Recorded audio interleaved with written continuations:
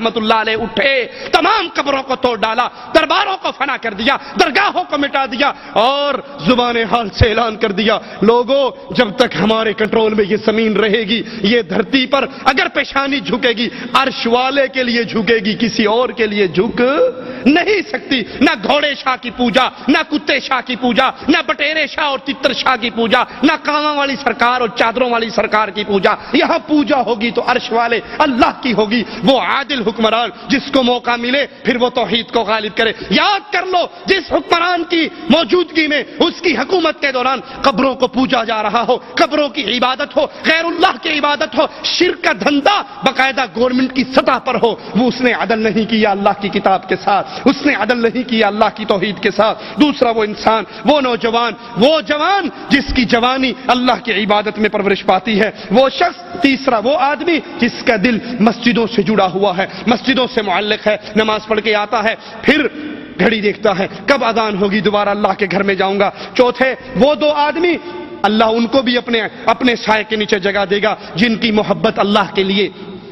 محبت کی بنیاد یہ نہیں یہ بھی پاکستانی ہے میں بھی پاکستانی ہوں، یہ بھی پٹھان ہے میں بھی پٹھان ہوں، یہ شاہ صاحب ہے میں بھی زیدی صاحب ہوں، یہ سید صاحب ہے اور میں پیر صاحب ہوں۔ نہیں، محبت کی بنیاد یہ بھی شرک نہیں کرتا اور میں بھی شرک نہیں کرتا، یہ بھی مواحد ہے اور میں بھی مواحد ہوں۔ اس بنیاد پہ دوستی ہو، اسی بنیاد پہ دوستی قائم رہے، اسی بنیاد پہ دوستی پہ موت آ جائے، اللہ ان دو پیاروں کو بلائے گا، اپنے سائے میں ان کو جگہ دے گا۔ اور وہ جس نے اللہ کے راستے میں صدقہ دیا، اللہ کے لیے کچھ مال خرچ کیا، اتنا چھپا کر دیا کہ اپنے دائیں ہاتھ سے دیا تو بائیں ہاتھ کو خبر نہیں، مسجد میں پنکھے لگوا کر پروں پہ اصحال ثواب کے سٹیکر لگوانے والوں، چندہ دے کر مولوی سے اعلان کروانے والوں، پھر یہی دنیا کے اندر برباد ہوگا۔ اور جس نے اس طرح مال دیا کہ دائیں ہاتھ نے دیا بائیں کو پتا نہیں، اللہ اس کو اپنے سائے میں جگہ دے گا۔ اور وہ جس کو کسی ایک خوبصورت مالدار جاہو حسمت والی عورت پکارے برائی کے لیے اور وہ کہہ دے میں اللہ کا ڈر رکھتی ہوں، میں اللہ کا خوف کھاتی ہوں، میں اس گناہ میں نہیں آتا، جو عورت بلائے اور وہ انکار کر دے اللہ کے ڈر کی وجہ سے، اس کو بھی حشر کے میدان میں اللہ کا سایہ نصیب ہوگا۔ اور ساتواں وہ آدمی جو تنہائی میں اللہ کو یاد کرے اور اس کی آنکھوں سے خوف کی وجہ سے آنسو بہ پڑے۔ یہ آنکھیں جو اللہ کے لیے روتی ہیں یہ جہنم پر بھی حرام ہو جاتی ہیں، اور قیامت کے دن اللہ ان کو اپنے سائے میں جگہ دیتا ہے۔ قیامت کے اس منظر پہ غور کیجئے، صحیح مسلم میں ہے، ابو ہریرہ سے روایت ہے، اللہ کے حبیب علیہ الصلوۃ والسلام فرماتے ہیں، اے میرے صحابہ تم جانتے ہو مفلس کون ہے؟ کہا اللہ کے نبی مفلس وہ ہے جس کے پاس پیسہ درہم دینار نہ ہو۔ کہا نہیں، میری امت کا مفلس وہ ہے، قیامت کا دن ہوگا، یہ نیکیوں کے انبار لے کر آئے گا۔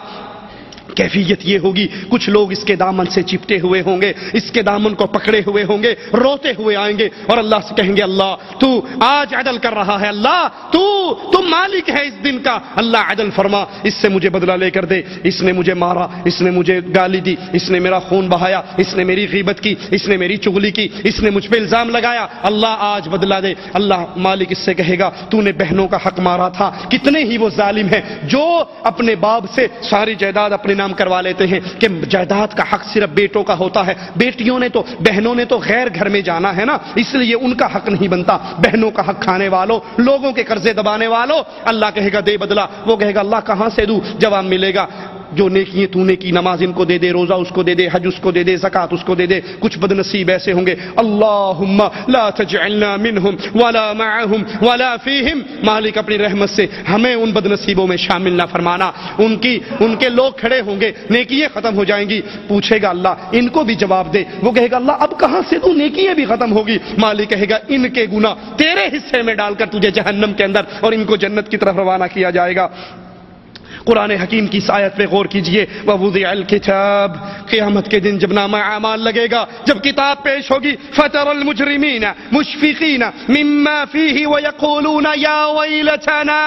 مَا لِهَذَا الْكِتَابِ لَا يُغَادِرُ صَغِيرَةً وَلَا كَبِيرَةً، ہائے افسوس، ہائے افسوس، یہ کیسی کتاب ہے، نہ اس نے صغیرہ گناہ چھوڑے نہ اس نے کبیرہ گناہ چھوڑے، اس میں کوئی ایسا گناہ نہیں جو اس کے اندر موجود نہیں ہو، إِلَّا احصاها، اس نے تو ہر گناہ کو لکھ لیا، یہ کتاب کھل جائے گی، یہ کتاب ہمارے سامنے ہمارے اعمال کی ڈائری کھل جائے گی۔ اس دن اس گھڑی میں انبیاء کو بھی لایا جائے گا، رسولوں کو بھی لایا جائے گا، ان کی امانت کے بارے میں ان سے سوال ہوگا۔ قرآن حکیم کی آیت پہ غور کیجئے، فَكَيْفَ إِذَا جِئْنَا مِن كُلِّ أُمَّةٍ بِشَهِيدٍ وَجِئْنَا بِكَ عَلَى هَؤُلَاءِ شَهِيدًا، بس کیسا وہ منظر ہوگا جب ہم ہر امت میں سے ایک گواہ لائیں گے اور آپ کو اے رسول صلی اللہ علیہ وسلم ان سب پر گواہ بنا کر لائیں گے۔ صحیح بخاری میں اور مسند احمد میں ہے، اللہ کے نبی نے فرمایا قیامت کے دن نوح علیہ الصلوۃ والسلام کو لایا جائے گا، ان کی قوم کو لایا جائے گا، قوم سے پوچھا جائے گا اے قوم نوح کیا تمہارے پاس میرا یہ بندہ آیا تھا، اس نے توحید کی دعوت دی تھی، اس نے تمہیں لا الہ الا اللہ کی طرف بلایا تھا؟ وہ مشرکین جنہوں نے نوح علیہ الصلوۃ والسلام کی اتنی لمبی دعوت کی تحریک کو اس وقت مذاق میں اڑاتے رہے، وہ اس وقت اللہ کے سامنے جھوٹ بول کر کہیں گے اللہ نہ نوح آئے نہ انہوں نے ہمیں ڈرایا، ہمیں تیرے عذاب سے ڈرانے والا کوئی نہیں آیا۔ نوح علیہ السلام کہیں گے اللہ میں تو گیا تھا، میں نے ان کو ڈرایا تھا، 950 سال دعوت کا فریضہ انجام دیا تھا۔ مالک عز و جل نوح علیہ السلام سے کہیں گے تمہارا گواہ کون ہے، تمہارا گواہ کون ہے؟ نوح علیہ السلام کہیں گے اللہ میری اس دعوت کی تحریک پہ گواہی دینے والے محمد الرسول اللہ صلی اللہ علیہ وسلم اور اس کی امت ہے۔ اس کے بعد اللہ کے باقی بندے اللہ کے دربار میں پیش کیے جائیں گے۔ وَعُرِضُوا عَلَىٰ رَبِّكَ صَفًّا، انسانوں کو صف در صف اللہ کے دربار میں پیش کیا جائے گا، صف بستہ اللہ کے دربار میں حاضر ہوں گے، اور اس وقت مجرمین کی کیفیت کیا ہوگی؟ وَتَرَى الْمُجْرِمِينَ يَوْمَئِذٍ مُقَرَّنِينَ فِي الْأَصْفَادِ سَرَابِيلُهُم مِّن قَطِرَانٍ وَتَغْشَىٰ وُجُوهَهُمُ النَّارُ لِيَجْزِيَ اللَّهُ كُلَّ نَفْسٍ مَّا كَسَبَتْ إِنَّ اللَّهَ سَرِيعُ الْحِسَابِ۔ اس دن اللہ کے دربار میں مجرموں کو لایا جائے گا، آپ ان کو دیکھو گے زنجیروں میں جکڑے ہوئے، ان کے لباس گندک کے ہوں گے، آگ ان کے چہروں کو ڈھانپ رہی ہوگی تاکہ اللہ ہر انسان کو اس کے کیے کا عمل دے دے۔ قیامت کے دن سوال و جواب میں سب سے اہم سوال، قیامت کی پیشی میں سب سے بڑا سوال، سب سے اہم سوال کیا ہوگا؟ قرآن حکیم کی آیت پہ غور کیجئے، وَقِيلَ لَهُمْ أَيْنَ مَا كُنْتُمْ تَعْبُدُونَ۔ قیامت کے دن لوگ اللہ کے دربار میں ہیں، مالک ان سے سوال کر رہا ہے اور ان سے کہا جائے گا کہاں ہیں وہ معبودان باطلا جن کی تم پوجا کرتے تھے، جن کے لیے نظر دیتے تھے، جن کے لیے نیاز دیتے تھے، جن کی سبیلیں لگاتے تھے، جن کی قبروں کا طواف کرتے تھے، جن کی قبروں پہ سجدہ ریز ہوتے تھے، جن کو مشکلات میں پکارتے تھے، جن کو جہازوں میں بیٹھ کر کشتیوں میں بیٹھ کر کشتی بھنور میں پھنستی اور مرید کہتا حاجی امداد اللہ مہاجر مکی اب نہیں بچاؤ گے تو کب بچاؤ گے؟ حاجی صاحب گنگوں سے دوڑتے ہوئے جاتے، جدے کے قریب ڈوبتے ہوئے جہاز کو کندھا دے کے پار لگا دیتے۔ مالک کہتا ہے کہاں ہے وہ جن کو تم پوجا کرتے تھے، جن کو تم پکارا کرتے تھے، جن سے تم ڈرا کرتے تھے کہ اگر مظفر آباد سے نکلتے ہوئے سہیلی سرکار کے دربار میں 10 روپے نہ ڈالے یہ چلتی ہوئی گاڑی کو الٹا کر دے گا، اگر کوٹھے کے اوپر کالی ہنڈیا نہ رکھی تو برباد ہو جائیں گے۔ کہاں ہے وہ جن کو تم اللہ کے علاوہ پکارا کرتے تھے، پوجا کرتے تھے؟ من دون اللہ هل ينصرونکم او ینتصرون، آج کیا وہ تمہاری مدد کر سکتے ہیں جو دنیا میں کہا کرتے تھے بابا نے تیری شکل نہ دیکھی تو تجھے چھڑائے گا کیسے؟ اللہ کہے گا بلاؤ ان کو، کیا تمہاری مدد کر سکتے ہیں؟ یا تمہاری نہ کرے کم از کم اپنی ہی مدد کر لیں، کیا وہ اپنی مدد کر سکتے ہیں؟ قرآن حکیم کے اس مقام پہ غور کیجئے، مالک فرما رہا ہے وَيَوْمَ يُنَادِيهِمْ، ان کو پکارا جائے گا قیامت کے دن، فَيَقُولُ، اور آوازیں کیا پڑیں گی؟ أَيْنَ شُرَكَائِي، وہ کہاں ہے جن کو میرا شریک بنایا، وہ کہاں ہے جن کو مشکل کشا سمجھا، حاجت روا سمجھا، غوث اعظم سمجھا، غریب نواز،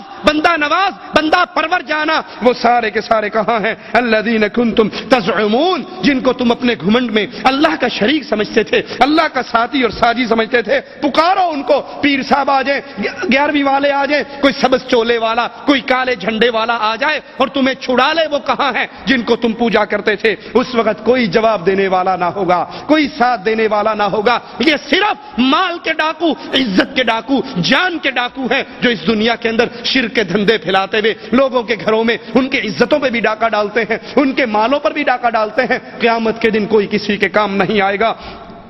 رسولوں کی دعوت کے بارے میں سوال ہوگا. قرآن حکیم میں ہے وَيَوْمَ يُنَادِيهِمْ فَيَقُولُ مَاذَا أَجَبْتُمُ الْمُرْسَلِينَ. اس دن انہیں بلا کر پوچھا جائے گا کہ تم نے نبیوں کو کیا جواب دیا. نبیوں نے کہا تھا قولوا لا الہ الا اللہ. تم نے جواب میں کیا کہا تھا؟ کیا تم یہ کہتے تھے اجعل الآلہۃ الہ واحدہ، ساروں کو چھوڑ کر صرف ایک الہ کی پوجا کیسے کی جا سکتی ہے؟ تم نے نبیوں کو کیا جواب دیا؟ توحید کی دعوت کو کیا جواب دیا؟ تمہارے پاس توحید کے داعی آئے، لا الہ الا اللہ کا پیغام لے کر آئے، تم جواب میں کیا کہا کرتے تھے؟ ترمذی میں ہے رسول اللہ صلی اللہ علیہ وسلم نے فرمایا قیامت کے دن بندے کے دونوں قدم اس وقت تک نہیں ہل سکیں